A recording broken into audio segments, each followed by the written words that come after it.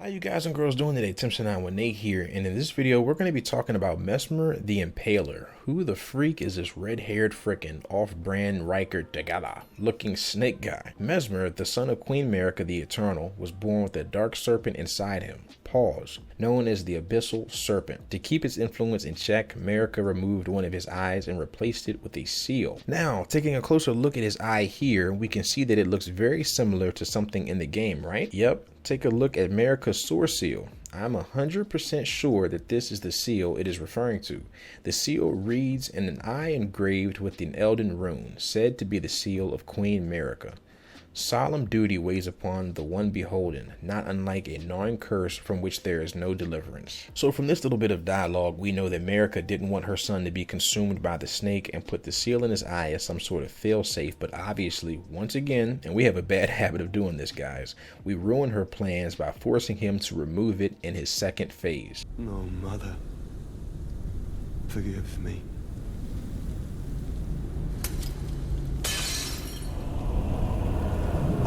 The Abyssal Serpent. Another little piece of info we can get from his remembrance reads, hidden away, keeping company with the original sin in a hatred that would not be confined. Now, when it comes to the original sin, I've seen quite a few good theories on this. Perhaps the original sin is paying reference to the biblical context relating to Adam and Eve's first sin, when the serpent gave them the supposed knowledge and tricked them to consume the apple. Perhaps Marika did something in the past, something she wasn't supposed to do, like stealing power from or agreeing with a serpent or other god to gain divine power. Her punishment for doing such a thing was having children from then on out born with curses. Messmer reminded her of the original sin she committed, and now she tasked him with taking company with it. Another good theory I see, one that I lean more towards, is that maybe Messmer's Abyssal Serpent is some lower form of an outer god and has something to do with the first sin. The Abyssal Serpent and Messmer's serpents that he fights us with have been around for a very long time. If we take a closer look here at Messmer's helm, it reads, Black Helm of Messmer the Impaler, crowned with two intertwined winged serpents. The winged snakes were Messmer's constant companions. They were there when the base serpent was sealed away behind his eye. They were there through his eternity of suffering, and as we know, eternity is a very long time, ladies and gentlemen. They will accompany him yet, in his hideous new form, born when he destroyed the grace granted by his mother. They accepted his fate as much as he. Before the shattering, Marika charged Messmer with purging the tower-dwelling people of the land of shadow who lacked the light of grace. We can read more about this in Messmer's armor set, which reads, on his mother's wishes, Messmer made himself a symbol of fear, undertaking the cleansing crusade she desired. Direct thy maledictions, which pretty much means curses, thine ire, which is anger, and thy grief upon me alone. It actually makes you feel bad for Messmer, only for a little bit though. In the Messmer's orb incantation, it states that Messmer despised his own fire. Time and time again, he hoped to rid himself of it, but ever did it burn. Damn. Even after Marika abandoned him and ceased all contact, Messmer relentlessly continued his mission, enforcing the purge with unwavering zeal. And that's it, guys. That's all of Messmer's lore. Or is it? Baka. Let's go a little bit deeper here. Taking a look at Messmer's flame, it says, the kindling that burned inside Messmer the Impaler, a dark thing eaten away at by a wicked serpent, burns the sealing tree said to be found at the old Ra ruins. Messmer, much like his younger sister, bore a vision of fire. Messmer's sister?